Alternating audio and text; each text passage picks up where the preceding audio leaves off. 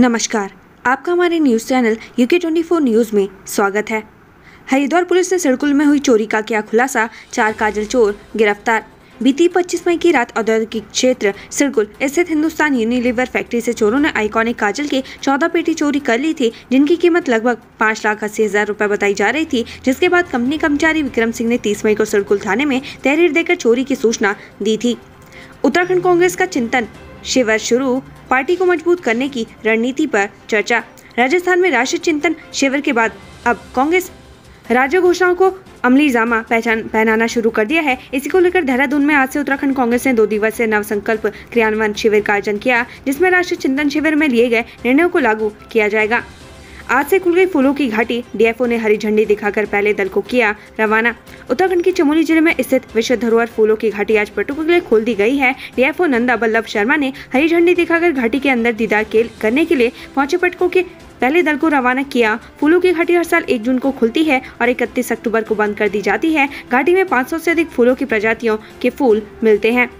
सविता कंसवाल ने 15 दिन में एवरेस्ट मकालू पर्वत किया फतह, बनाया नेशनल रिकॉर्ड। सविता कंसवाल ने माउंट एवरेस्ट फतह करने के 15 दिन बाद ही माउंट मकालू पर चढ़ाई की, जिसमें उन्हें सफलता हासिल हुई है। सविता कंसवाल की उपलब्धि से क्षेत्र में खुशी का माहौल है। 15 दिन के अंदर दोनों पर्वतों पर आरोहण कर उन्होंने नया नेशनल रिकॉर्ड अपने नाम बना लिया है।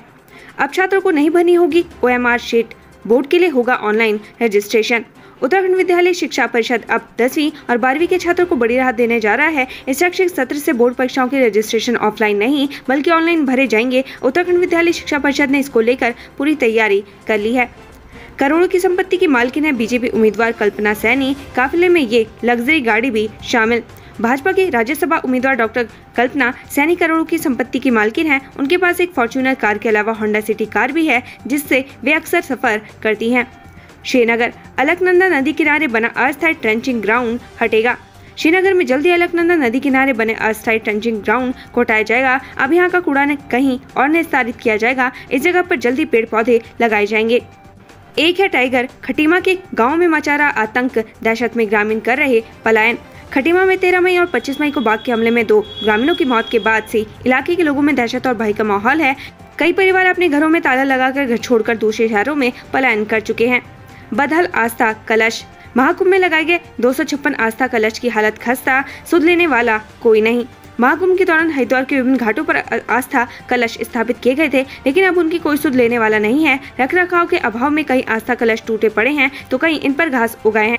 कलश में पड़े कपड़ों पर भी ध्यान नहीं दिया जा रहा, जिससे हरिद्वार की खूबसूरती को दाग लग रहा है। ऑयस्टर मशरूम की खेती में आत्मनिर्भर बने युवा, औषधीय गुणों के चलते बाजार में भारी डिमांड।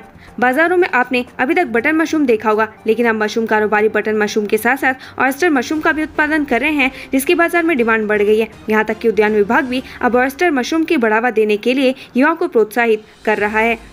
सफाई व्यवस्था रियलिटी चेक, हरिद्वार की सफाई व्यवस्था का रियलिटी चेक। रात 2 बजे तक सड़कों से उठता मिला कूड़ा। चारधाम यात्रा के प्रवेश द्वार हरिद्वार में यात्रियों को काफी दबाव रहता है। ऐसे में सफाई व्यवस्था बनाने में हरिद्वार नगर निगम को काफी पसीना बहाना पड़ता है, जिससे धर्मनगरी से यात्री पॉजिटिव संदेश लेकर जाएं। हरिद्वार में खानपुर MLA के गनर के साथ मारपीट, विधायक उमेश कुमार ने घटना से किया इनकार। खानपुर विधायक उमेश कुमार ने गनर के साथ कथित तौर पर मारपीट की खबर सामने आ रही है। बताया जा रहा है कि गनर रिश्तेदार की अस्थियां विसर्जित करने हरिद्वार जा रहा था। टोल प्लाजा पर बैरियर हटाने को लेकर टोल कर्मियों से मारपीट हो गई। हालांकि खानपुर विधायक उमेश कुमार ने घटना से इनकार किया है। रुद्रपुर बाजार में फुटवेयर की दुकान में लगी आग। देर रात रुद्रपुर मेन बाजार में एक फुटवेयर की दुकान में अज्ञात कारणों के चलते आग लग गई। आग लगने से दुकान में रखा सामान जलकर राख हो गया। घटना की सूचना मिलते ही फायर ब्रिगेड की टीम मौके पर पहुंची, जिसके बाद 2 घंटे की कड़ी मशक्कत के बाद आग पर काबू पाया। श्रीनगर में अनियंत्रित होकर झील में समाया ट्रक, चमधार के पास हुआ हादसा। चमधार के पास एक सड़क हादसा हुआ। सड़क हादसे में एक ट्रक अनियंत्रित होकर झील में समा गया। SDRF की टीम रेस्क्यू ऑपरेशन में जुटी हुई है। पहाड़ तक नहीं पहुंच पा रही सरकारी योजनाएं, प्रचार प्रसार न होने से वंचित हो रहे किसान। MBPG कॉलेज में सरकारी योजनाओं का लाभ उत्तराखंड के किसानों तक पहुंचाने के लिए एक स्टॉल लगाया गया है, जहां बड़ी संख्या में किसानों ने पहुंचकर जानकारी हासिल की। इस दौरान किसानों ने कहा कि सरकारी योजनाओं का प्रचार प्रसार नहीं किया जाता, जिसके कारण उन्हें इनका लाभ नहीं मिल पाता। पौड़ी अस्पताल प्रबंधन पर गुलदार के हमले के घायलों का इलाज न करने का आरोप, जांच के आदेश। पौड़ी अस्पताल प्रबंधन पर गुलदार के हमले में घायलों का इलाज नहीं करने के आरोपों में डीएम ने जांच के आदेश दे दिए हैं। ग्रामीणों और अस्पताल प्रबंधन के बीच गहमा-गहमी का वीडियो भी वायरल हो रहा है। बंदर सुअर अब नहीं पहुंचा पाएंगे नुकसान, फसलों को बचाने वाले यंत्र का सफल परीक्षण। श्रीनगर नर्सरी में फसलों को जंगली जानवर से बचाने वाले यंत्र की टेस्टिंग सफल हुई। इस यंत्र के जरिए खेतों में आने वाले जंगली जानवर, सुअर, बंदर आदि को खेतों से दूर रखा जा सकता है। रुड़की में घर से बाहर से बाइक ले उड़े चोर, घटना सीसीटीवी कैमरे में कैद। सिविल लाइन कोतवाली क्षेत्र में घर के बाहर से बाइक चोरी का मामला सामने आया है। दरअसल शहर में वाहन चोरी का सिलसिला थमने का नाम नहीं ले रहा। वाहन चोरों ने घर के सामने खड़ी एक और बाइक पर हाथ साफ कर दिया। बाइक चोरी की पूरी घटना पास में ही लगे सीसीटीवी कैमरे में कैद हो गई।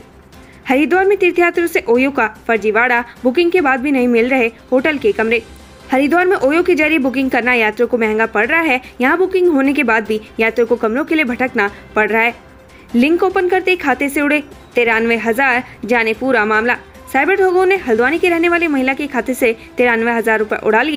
महिला ने गूगल पर बैंक से लोन लेने के लिए कस्टमर केयर नंबर सर्च किया था। नंबर मिलने पर एक लिंक आया, जिसे ओपन करते ही खाते से रुपए गायब हो गए। उत्तराखंड सरकार ने बढ़ाया महंगाई भत्ता, आदेश जारी।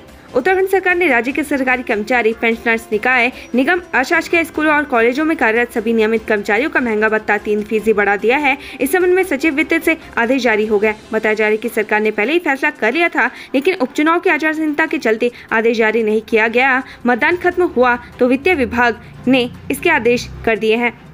राज्य सरकार के इस कदम से राज्य के लगभग 4 लाख कर्मचारियों को फायदा होगा। इसमें पेंशनर्स भी शामिल हैं। महंगाई भत्ते से इजाफा से कर्मचारियों के वेतन में 1,000 से लेकर 6,000 तक की बढ़ोतरी होगी। कर्मचारियों का कुल महंगाई भत्ता बढ़कर कुल वेतन का 34% पहुँच गया है।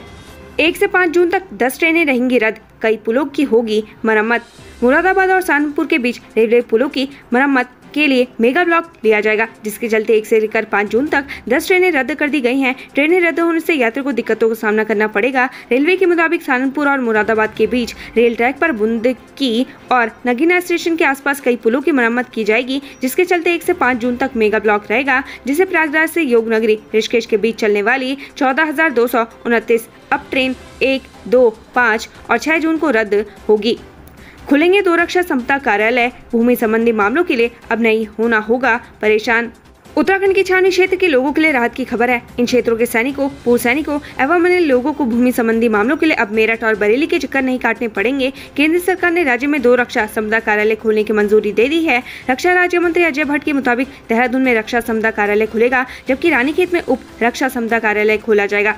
रक्षा राज्य मंत्री के मुताबिक भूमि संबंधी मामलों के लिए गढ़वाल के छावनी क्षेत्र के लोगों को अब मेरठ और कुमाऊं के छावनी क्षेत्र के लोगों को बरेली जाना पड़ता था। अब मंत्रालय ने डीईओ मेरठ और डीईओ बरेली से देहरादून और रानीखेत को अलग करते हुए नया कार्यालय खोलने को मंजूरी दी है। इस निर्णय से छावनी क्षेत्रों के लोगों को राहत मिलेगी। रक्षा राज्य मंत्री ने कहा कि देहरादून में डीईओ कार्यालय का जल्द उद्घाटन किया जाएगा। भाजपा की राज्यसभा उम्मीदवार डॉक्टर कल्पना सैनी करोड़ों की संपत्ति की मालकिन। हल्द्वानी में युवक ने रिश्ते को किया कलंकित, बहन से दुष्कर्म का प्रयास। मुखानी थाना क्षेत्र में रिश्तों को कलंकित करने का मामला सामने आया है। यहाँ एक भाई की अपनी 13 वर्षीय सगी बहन पर नीयत खराब हो गई। भाई ने अपनी बहन के साथ अश्लील हरकत के साथ साथ दुष्कर्म करने का प्रयास किया। मामले में पिता की तहरीर पर पुलिस ने आरोपी के खिलाफ मामला दर्ज कर जाँच शुरू कर दी है। 10वीं national dragon boat race championship, Uttarakhand police ने जीता गोल्ड और सिल्वर मेडल। 17 मई से 22 मई तक मध्य प्रदेश के भोपाल में 10वीं राष्ट्रीय ड्रैगन बोट रेस चैंपियनशिप आयोजित हुई थी, जिसमें 500 मीटर पुरुषों की स्पर्धा में उत्तराखंड पुलिस के खिलाड़ियों ने प्रथम स्थान हासिल कर गोल्ड मेडल जीता है। श्रीनगर मेडिकल कॉलेज में इंटर्न डॉक्टर के पर्स पर हाथ साफ, 2 वार्ड बॉय गिरफ्तार। मेडिकल कॉलेज के इंटर्न डॉक्टर शिवांगी जोशी ने पुलिस में शिकायत दर्ज करवाई थी कि जब अस्पताल में अपने वार्ड में ड्यूटी दे रही थी तो उन्होंने पास में ही अपना पर्स रखा हुआ था। वहीं जब किसी मरीज को देखकर वापस वार्ड में लौटी तो उनके पर्स की चेन खुली हुई थी और पर्स से 800 रुपए की नकदी और एटीएम कार्ड गायब था। भाजपा की राज्यसभा उम्मीदवार डॉक्टर कल्पना सैनी करोड़ों की संपत्ति की मालकिन। प्रदेश में भाजपा की राज्यसभा सदस्य पद की उम्मीदवार डॉक्टर कल्पना सैनी करोड़ों की संपत्ति की मालकिन है। मंगलवार को नामांकन के दौरान उन्होंने यह जानकारी दी। उन पर प्रदेश में कहीं भी कोई आपराधिक मुकदमा दर्ज नहीं है। नामांकन में दी गई जानकारी के मुताबिक इस साल डॉक्टर कल्पना सैनी ने इनकम टैक्स रिटर्न में अपनी आय 12,77,580 है, जबकि उनके पति नाथीराम सैनी की आय 10,84,590 है। डॉक्टर कल्पना के पास 50,000 और उनके पति के पास 60,000 नकदी हैं। डॉक्टर कल्पना सैनी की चल संपत्ति 1,30,00,000 22,528 रुपए की है, जिसमें Fortuner car, Honda city car भी शामिल है। जबकि उनके पति की चल संपत्ति 52,16,594 की है, जिसमें एक ट्रैक्टर भी शामिल है। डॉक्टर कल्पना की कुल अचल संपत्ति करीब 3 करोड़ 7 लाख की है, जबकि उनके पति की अचल संपत्ति 2 करोड़ 22 लाख की है। पति के पास विरासत में मिली 1 करोड़ 20 लाख की अचल संपत्ति है। उत्तराखंड से संबंधित ऐसी ही खबरें पाने के लिए हमारे चैनल को लाइक व सब्सक्राइब जरूर करें। धन्यवाद।